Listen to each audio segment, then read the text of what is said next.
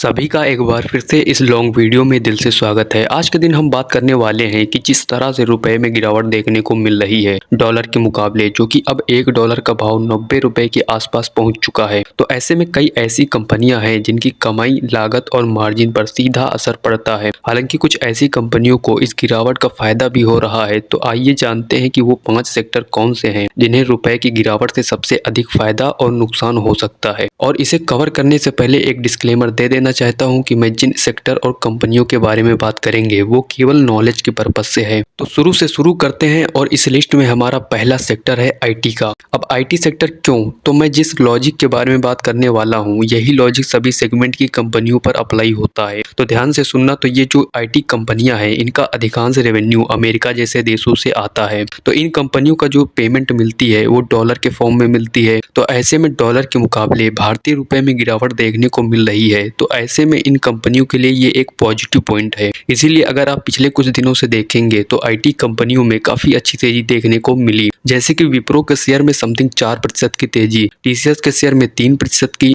एमपीएसएस के शेयर में 4.5% की और टेक महिंद्रा के शेयर में 3.5% की तेजी देखने को मिली। एंड अब हमारा सेकंड सेगमेंट है फार्मा का। अब आईटी कंपनियों की तरह ही भारत की फार्मा कंपनियों के लिए भी अमेरिका एक बड़ा बाजार है। हालांकि अधिकतर एक्सपर्ट्स का मानना है कि फार्मा कंपनियों पर रुपए की गिरावट का प्रभाव सीमित ही पड़ेगा, क्योंकि अधिकतर फार्मा कंपनियां अपनी डॉलर एक्सपोजर को हेज कर लेती हैं, यानी कि अपनी कीमतों को डॉलर के उतार चढ़ाव को ध्यान में रखकर तय कर लेती हैं, जिससे रुपए में गिरावट से इन कंपनियों की इनपुट लागत में इजाफा होता है। तो ऐसे में आप कुछ फार्मा क्षेत्र की कंपनियों के बारे में स्टडी कर सकते हैं जिनका कुछ प्रतिशत रेवेन्यू अमेरिका से आता है, जैसे सन फार्मा, डिवीज लैब, सिप्ला और डॉक्टर रेड्डीज। एंड अब हमारा नेक्स्ट सेगमेंट है ऑटो सेक्टर का। ऑटो सेक्टर में डॉलर के मुकाबले इंडियन करेंसी का डिक्रीज होने पर टीवीएस मोटर और बजाज ऑटो जैसी दो पहिया कंपनियों के लिए एक फायदेमंद बात मानी जाती है। इसके अलावा भारत फोर्ज और समंदर मदरसन जैसी ऑटो एंसिलरी कंपनियों को भी करेंसी में गिरावट से फायदा होता है, क्योंकि अगर टीवीएस मोटर की बात करूं तो इसका वॉल्यूम का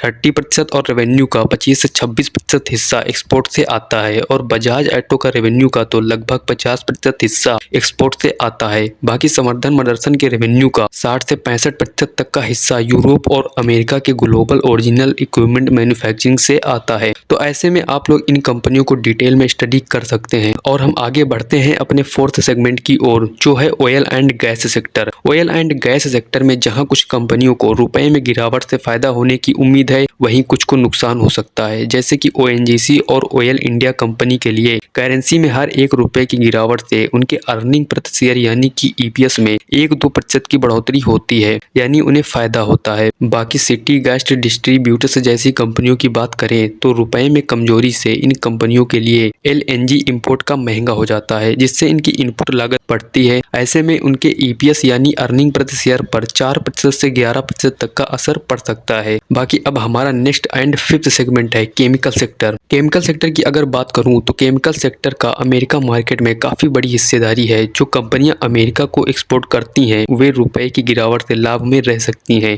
जिसमें नवीन फ्लोरिन, एसआरएफ, आरती इंडस्ट्री और अतुल लिमिटेड जैसे नाम शामिल हैं। तो अब इसी के साथ इस छोटी सी वीडियो का एंड होता है, और आशा करता हूं कि जिस पर्पज से मैंने ये वीडियो बनाया था वो आपको समझ में आया होगा।